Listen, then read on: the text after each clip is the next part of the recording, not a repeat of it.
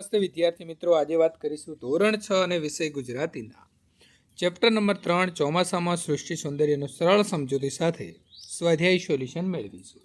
એ પહેલાં ચેનલની અંદર પ્રથમ વખત આવ્યા છો તો વિદ્યાર્થી મિત્રો ચેનલને ખાસ સબસ્ક્રાઇબ કરવા નમ્ર વિનંતી છે। આપણું સરસ મજાનું કાવ્ય ચોમાસામાં સૃષ્ટિ સૌંદર્ય।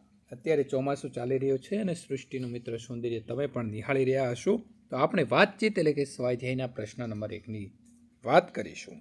આ નિબંધ સાંભળવામાં તમને ક્યારે મજા આવી? આંખો બંધ રાખીને સાંભળીએ તો શું ફરક પડે? નિબંધનું શીર્ષક ચોમાસામાં સૃષ્ટિ સૌંદર્ય સાંભળીને સૃષ્ટિ વિશે જાણવાનો કૌતુક ભાવ જાગ્યો। મેઘનું સ્વાગત કરતા ડેડકા, તમરા અને પંખી, રેતના રંગીન કાંકરા, નીતર્યા પાણીમાં માછલા, પીળા ફૂલોને નાચવતા નદીના પાણીમાં તરતી કાગળની હોડીઓ, ડેડકાનો ડ્રે, બત્તી સાથે અથડાતા ફૂદડા, પાખાળા મકોડા, શક્કરખોરો, રંગોની મિજલસ કરવાનું મેઘધનુષ્ય। આ સઘળું સાંભળીને મજા આવી ગઈ। આંખો બંધ રાખીને સાંભળવાથી આનંદ આવ્યો। વર્ષા ઋતુમાં જાણે ફરવા નીકળ્યા હોય તેવો સુખદ અનુભવ થયો। વીજળી કેમ થતી હશે? તમારા વિજ્ઞાનના શિક્ષકને પૂછીને કહેજો। તો વૈજ્ઞાનિક દ્રષ્ટિએ પ્રમાણે આકાશમાં જ્યારે ધન અને ઋણ વીજ ભારિત વાદળો જે છે એકબીજા સાથે ટકરાય છે ત્યારે તેજસ્વી પ્રકાશનો લીસોટો તથા અવાજ ઉત્પન્ન થતો હોવાથી આ વીજળી જે છે તે પેદા થાય છે। આપણે વરસાદ ગાજે છે એમ કહીએ છીએ ત્યારે ખરેખર શું થઈ રહ્યું હોય છે? તો આપણે વરસાદ ગાજે છે એમ કહીએ છીએ ત્યારે ખરેખર આકાશમાં વેગ સાથે જળ ભરેલા વાદળા ટકરાય છે, વિદ્યુત ભાર સાથે ગડગડાટ થાય છે અને જાણે વરસાદ ગાજે છે। નંબર 4, એવા કયા જંતુઓ જીવો છે જે તમને ચોમાસામાં જોવા મળે છે? તો નાના મોટા ફૂદા, પાંખોવાળી મકોડા, અળસિયા, તીતીઘોડા, ભરવાડ જેવા જંતુ જીવ મોટે ભાગે અલ્પજીવી હોય છે અને ચોમાસામાં જે જોવા મળે છે। આ ઉપરાંત ડેડકાઓ પણ ચોમાસાની અંદર વધારે જોવા મળે છે। નંબર 5, તમે પૂર આવ્યું હોય તે સમયની નદી કે પછી ધોધ પરથી પડતું પાણી જોયું છે? જો જોયું હોય તો તમારે તે જે અનુભવ થયો છે તે બધાને કહો। તો હા, પહાડની ઊંચાઈએથી પડતો પ્રચંડ અવાજ સાથેનો ધોધ મેં જોયો છે। અમે સહપરિવાર પ્રવાસે ગયા હતા જ્યારે કર્ણાટક રાજ્યમાં આવેલા જોગનો ધોધ જોયો હતો।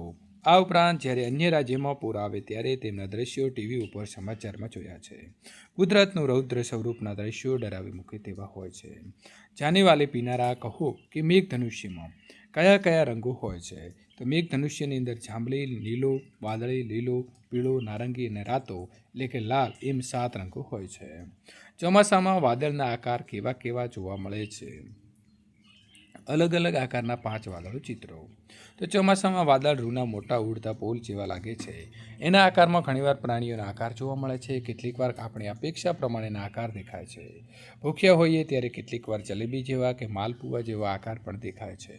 તો અહીં મિત્રો તમારે અલગ અલગ વાદળા છે તે આકારના દોરવાના રહેશે, તો તમને મનગમતા અહીં તમારે આકાર દોરી લો। વરસાદ પડે ત્યારે તમને કઈ જગ્યાએ જવું ગમે છે? કેમ?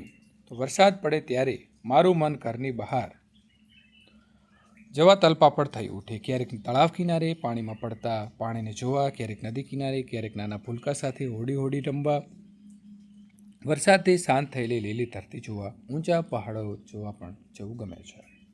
આ પહેલાં એક શબ્દ સમૂહ વાંચો, તેને લાગુ પડતા વિભાગમાં લખી ઉદાહરણ મુજબ ચેકતા જાઓ। તો મિત્રો અહીં જુઓ કે ચોમાસાને લગતા જે શબ્દો છે તો જળ, ગર્જના, પૂર, મેઘ, ઇન્દ્રધનુષ, મેઘધનુષ્ય।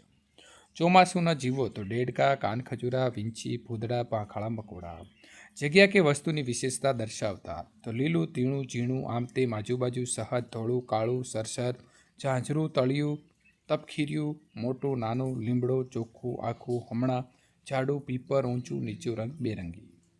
નંબર 4, નદીને લગતા જળ, પૂર, રેતી, કાંકરા, માછલા, વહેતું, છીપલા, શંખલા, ભેખડ, કાંઠો, તણાવો। પક્ષીઓને લગતા તો શક્કરખોરો, મોર, પીંછા, કાગડો, માળો। ક્રિયાની વિશેષતા તો વારંવાર, મધ, ચૂસવું, નાચવું, વહેવું, કરડવું, નીતર્યું। શબ્દ અને તેના અર્થ વાંચો। અર્થના આધારે વિકલ્પમાં આપેલા વાક્યોમાંથી જે વાક્ય સાચા હોય તેની સામે ખરાની નિશાની કરો। તરવરિયા તો ચંચળ, ચપળ, અધીરા। તો નાના બાળકો બહુ તરવરિયા હોય છે, એક ઘડી પણ શાંત બેસે નહીં।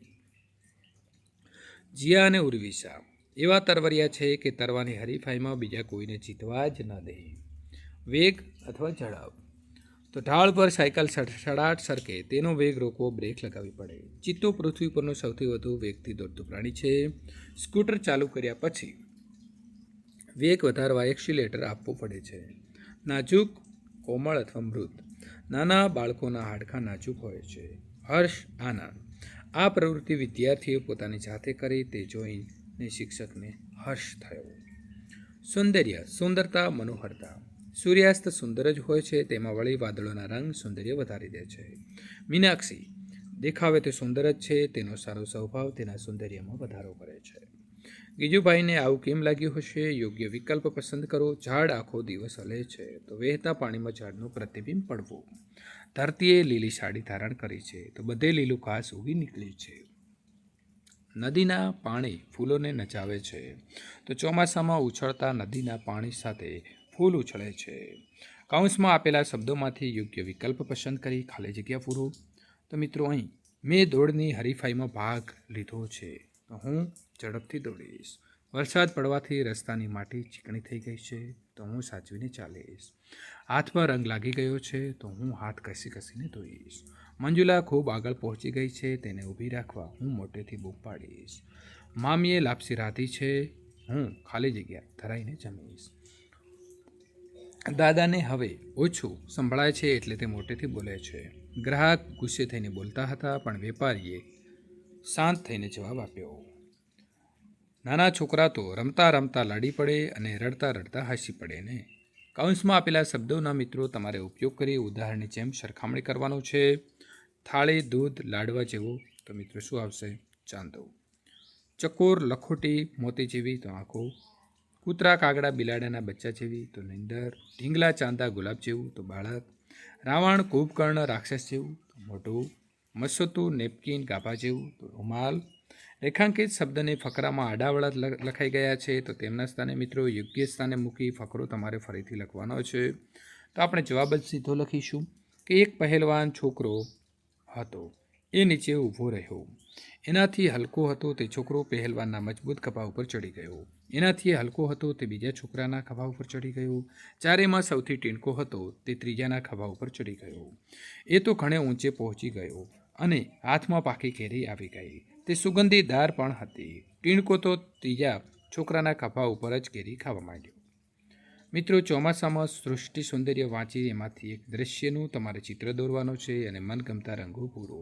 તો અહીં સરસ મજાનું મેં એક ચિત્ર બનાવ્યું છે. તમે પણ આનાથી સારું ચિત્ર જે છે તે વિદ્યાર્થી મિત્રો આપ બનાવી શકો છો.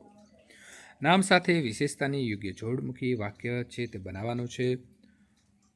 લાંબુ લચક ભાષણ સાંભળવાનો કંટાળો આવ્યો. તો મિત્રો જુઓ અહીં ભાષણ તો શું લાંબુ લચક છે. ટેબલ છે તો લંબચોરસ છે.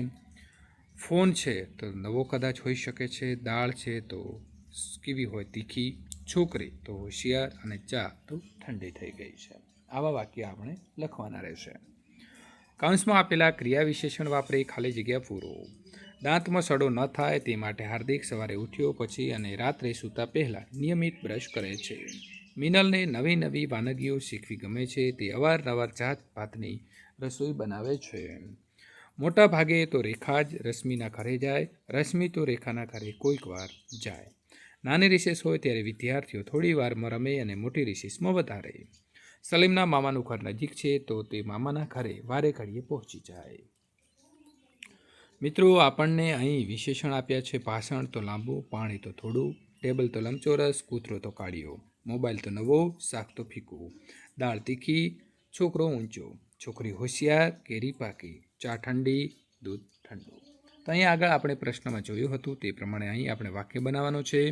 પીરસવું તો ઉતાવળે, ચાલવું ધીમે ધીમે, રમવું સાચવીને, હલવું આમ તેમ, હસવું ખડખડાટ, ધ્રુજવું થરથર, વાંચવું ઝડપથી, મરવું ટપોટપ, સાંભળવું ધ્યાનથી, બોલવું ખોખારીને, જમવું ધીમેથી, આવવું હળવે હળવે. મિત્રો, લાંબુ ભાષણ સાંભળવાનો કંટાળો આવે. મહેમાનોને થોડું થતું હતું એટલે ઉતાવળે ભોજન પીરસ્યું. મને થોડું પાણી આપો. હિના ધીમે ધીમે ચાલતી હતી. બિલાડી લંબચોરસ ટેબલ પર બેઠી છે. શેરીનો કાળિયો કૂતરો હવે અજાણ્યાને પણ ફસે છે. છોકરા સાચવીને રમે છે. મુન્ની પથારીમાં આમ તેમ હલે છે. મારો નવો મોબાઈલ ખોવાઈ ગયો. મને શાક ફીકું લાગે છે અને દાળ તીખી. મમ્મી ખડખડાટ હસી. સાંકળચાંદ થરથર ધ્રુજે છે. ઊંચો છોકરો ઝડપથી વાંચે છે. કોરોનાથી લોકો ટપોટપ મરવા લાગ્યા. તે ખોખારીને કંઈ બોલ્યું નહીં. હળવે હળવે અરજી મારે મંદિર આવવું નહીં. મને ઠંડુ દૂધ છે તે મિત્રો ભાવે છે. કાકાએ પાકી કેરી મને આપી. આપણે ધીમેથી જમવું જોઈએ. ગુરુની વાત તે ધ્યાનથી સાંભળતો હતો. મિત્રો, પ્રશ્ન નંબર 12, નીચેના પ્રશ્નના ઉત્તર લખો. નદીનું પાણી ચોખ્ખું હતું કે ગંદુ? તમને કેવી રીતે ખબર પડી? તો નદીનું પાણી ચોખ્ખું હતું. નદીના નીતર્યા પાણીમાં તરતા માછલા ચોખ્ખા દેખાતા હતા. એમના શરીર, આંખ, મોં, નાક, પૂંછડી સ્પષ્ટ જોઈ શકાતા હતા. પાણી નિર્મળ હોય, કાચ જેવું પારદર્શક હોય તો જ માછલીની ગતિવિધિ સ્પષ્ટ જોઈ શકાય. બાવળનું ઝાડ હલતું હતું. કેમ ખબર પડી? તો બાવળનું ઝાડ ખરેખર હલતું નહોતું, પણ એ ઝાડના પડછાયા નદીના પાણીમાં પડતા હતા. નદીના વહેતા પાણીથી બનતા તરંગોનું પ્રતિબિંબ પાણીમાં હલતું હતું. કાગળની હોડી બનાવનાર નિશાળીઓ જ હશે એમ ગીજુભાઈને કેમ લાગ્યું હશે?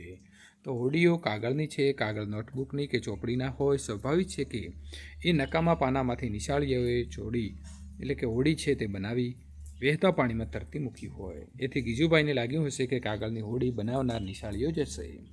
શક્કરખોરો પક્ષીનું 2-3 વાક્યમાં વર્ણન કરો. તો શક્કરખોરો લાંબી અને પાતળી ચાંચ ધરાવતું પક્ષી છે. એને પીળા રંગની છાતીમાં વચ્ચે કાળો લાંબો પટ્ટો હોય છે. મોટે ભાગે તે થોર, કરેણ, ફૂલઝાડ કે વેલ પાસે ઉડતું હોય છે અને ફૂલોમાંથી રસ ચૂસતું હોય છે. ગીજુભાઈ બાળકોને શી સલાહ આપે છે? તો ગીજુભાઈ બાળકોને સલાહ આપે છે કે કુદરતી મેઘધનુષના સૌંદર્યને ધરાઈને જોઈ લો. સૌંદર્ય દર્શનનો ઉત્સવ મનાવો. ફદો ખેલો, ખેલોને ખેલો. કપડાં કાઢી વરસાદની નદીઓ પર પુલ બાંધો. ખુશીથી સરોવરો અને પર્વતો બનાવો. પાણીમાં તેલ નાખી રંગોથી મિજલસ કરો તથા અનેક ખતરા અને અનુભવો કરો. ચોમાસું આવ્યું હોવાથી નિશાળના અને ઘરના બારણા ખુલ્લા મૂકો અને કુદરતમાં ખેલવા નીકળો. વિદ્યાર્થી મિત્રો, આ પ્રકારના સોલ્યુશન મેળવવા માટે નીચે ડિસ્ક્રિપ્શનની અંદર લિંક આપી છે, તેના ઉપર ક્લિક કરી આગળના પાઠોનું તમામ વિષયના સોલ્યુશન મેળવી શકો છો. આપણી ચેનલને મિત્રો સબસ્ક્રાઈબ કરશો તો ધોરણ 12 સુધી તમને દરેક ધોરણની અંદર કામ લાગશે.